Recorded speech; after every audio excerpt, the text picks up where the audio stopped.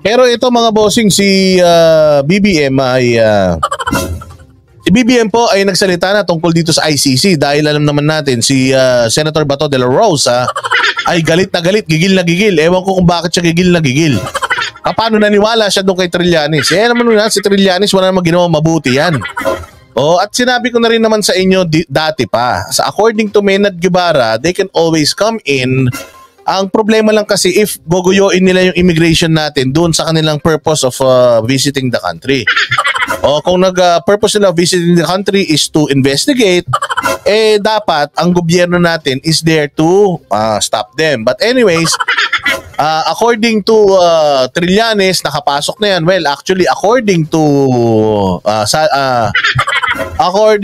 Harry Roque, nakapasok na yan. Before Trillanes, sinakyan lang niya yan para magkaroon siya ng airtime.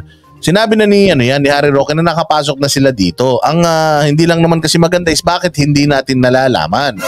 Ngayon, the Solgen, si Menardo Guevara said that they can always go here and investigate, pero rest assured na our police will not cooperate with them.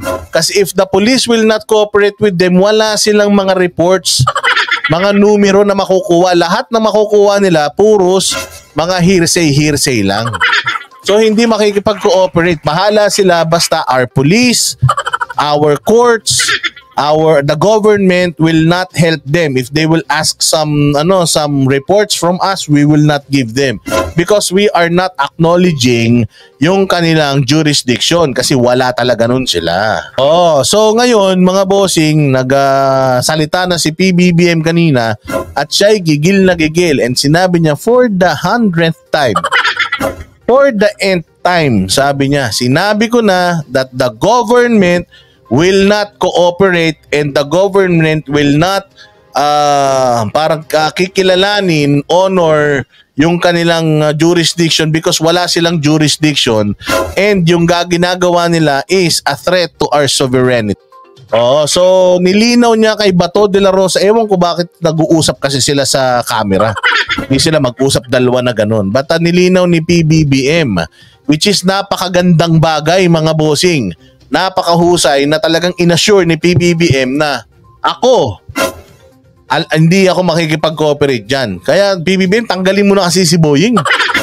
Si Boying makikipag-cooperate, ikaw hindi. So yun mga bossing, and alam naman natin na itong ICC, ang target nito, kampo ni Duterte, mula mo kay Duterte hanggang sa mga chief of police ng PNP, hanggang kay Inday Sara. So napakaganda na itong binitawang salita na ito ni PBBM dahil at least even the ICC, if marinig nila to, alam nila na wala silang mahihita. Pakinggan natin tong balita. Na ng alingas-ngas na tapos na ang investigasyon ng International Criminal Court o ICC sa Duterte drug war, muling nanindigan ng Pangulo, hindi kinikilala ng gobyerno ang jurisdiksyon ng ICC sa Pilipinas. Malaya raw silang pumunta sa bansa pero hindi sila tutulungan at bagkus ay babantayan pa para walang makontak sa gobyerno. Sinagot din ng Pangulo ang ilang issue kabilang ang charter change at ang binatikos na panonood niya ng Coldplay concert. Ayan so again mga bossing, si BBM po ay nagsalita na hindi sila magbibigay ng datos. Hindi sila susuporta. Definitely, itong mga ICC investigators na to, lalapit to sa PNP, lalapit to sa DOJ, lalapit to sa mga ahensya ng gobyerno. Maring CHR, tulungan nila, ma-interview yung mga quote-in-quote biktima di umano na hindi naman nagsampa ng kaso dito sa Pilipinas. So, pwede nilang gawin yun. Pero yung hihingi na sila ng datos, reports sa PNP at saka sa DOJ, wala silang asahan if ang ating paniniwalaan na yung sinabi ng Presidente BBM. Nakatutok, si Van Mayrina. What I am asking from this government is to be man enough to please tell us what's the real score. Sinagot ngayon ng Pangulo ang pakiusap na yan ng Senador Bato de la Rosa. Ito kasi ang problema, Senator Bato. Tinanong ka ng media, anong masasabi mo sa ganito, anong masasabi mo sa ganyan? Paano ba naman, Senator Bato, ang sinabi mo Yung katulad ng sinabi ni Sal Panelo na I believe and trust this government because I work for this government. And I believe, I've talked to the president before and the president said to me na ganito, na he will not participate or he will not tolerate this or hindi niya to tatanggapin. Bakit kasi hindi na lang yun ang sinagot mo? Oo, kasi parang lumalabas, nagsalita ka na sa media, ganito, bla bla bla bla. Eh, ang pinakatamang paraan bilang isang senador, siguro naman, pwede mo naman tawagan si BBM, di ba?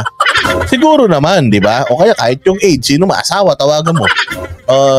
BBM, ano ba itong nababalitaan ko pumasok na daw? Di sana hindi na kayo umabot sa ganyan na sinayang nyo pa yung mga oras nyo kakasagot dyan sa mga media. Yung dating mo sana, Senator Bato, nag-uusap kasi kayo, wala namang problema siguro yan. Nasunod ng mga balitang tapos ng investigasyon at pangangalap ng ebidensya ng International Criminal Court o ICC kaugnay sa Duterte drug war. Nasa sentro noon ang unang bugso ng drug war si De La Rosa bilang PNP chief. Let me say this for the 100th time. I do not recognize the jurisdiction of ICC in the Philippines. I find... Kasi tingnan mo, the president has always been consistent. Kasi ang sinabi niya nung nakaraan was, pinag-aaralan natin kung babalik tayo. Iba yung usapan nung babalik sa ICC versus doon sa yung pag-iimbestiga.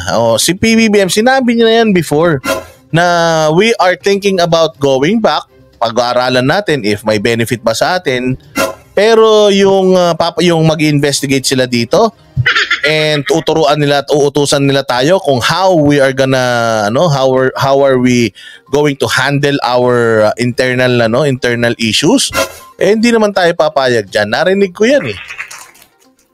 So he's still firm doon sa hindi makikipag-cooperate, pero sinabi niya na pag-aaralan kung babalik. Magkaibang usapan kasi yun eh. I consider it as a threat to our sovereignty.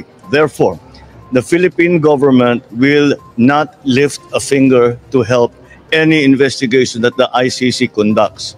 Pero hindi pa rin malinaw kung narito ba o nagpunta ba mga tauhan ng ICC sa bansa. As ordinary people, they can come and visit the Philippines. Pero hindi kami tutulong sa kanila. In fact, binabantayan namin sila. So it's a confirmation, nung sinabi to ni PBBM, it's a confirmation that they were here already. Now, that hindi sila that they do not come into contact with any agency of government, and if they are contacting agencies of government, sasabihin yung whatever, policeman, local government, sabihin wag niyong sasagutin. Sa isang pahayag na ipinadala ng ICC sa GMA Integrated News, sinabi nitong patuloy ang kanilang pagpupursigi na makamit ng mga biktima sa Pilipinas ang hustisya. Sa ilalim daw ng Rome Statute, hindi ito taliwas kundi naayon sa mga ginagawa ng alinmang bansa at hindi dapat maging balakid sa investigasyon at prosekusyon ng mga iniimbestigahang kaso. Patuloy daw sila makikipag-ugnayan sa pamahalaan ng Pilipinas at sa civil society kaugnay ng isinasagawang investigasyon. Hindi naman nila itinanggi o kinumpirma kung may mga investigador na nga silang nasa bansa o nagpunta sa bansa dahil operational details daw ang mga ito. Ang DOJ nanindigang walang jurisdiction ng ICC sa Pilipinas at kailangan daw muna ng ICC ng pahintulot mula sa kanila at sa DILG, bagay na hindi raw nila igagawad alinsunod sa utos ng Pangulo. Yun ang kagandahan. Ay, salamat Department of Justice at DILG, may nagawa rin kayong matino. Salamat naman nakinig kayo kay Presidente BBM ngayon kasi tingnan mo, ako naniniwala ako na si BBM is trying to mend the broken heart. Dahil sabihin, he's trying to connect with the Dutertes eh. Oh, I think he's trying to connect with the Dutertes. Ang problema talaga yung mga tao sa paligid niya eh. Yung mga tao sa paligid niya na mayroong mga padrino din somewhere eh. Na palagay ko nakukwerdasan sila para salingin itong mga Duterte. So at least klaro na sinabi ng DOJ, sana lang talaga matuloy. Sana lang magkatotoo kasi 'di ba marami namang mga ipinangako na hindi natuloy.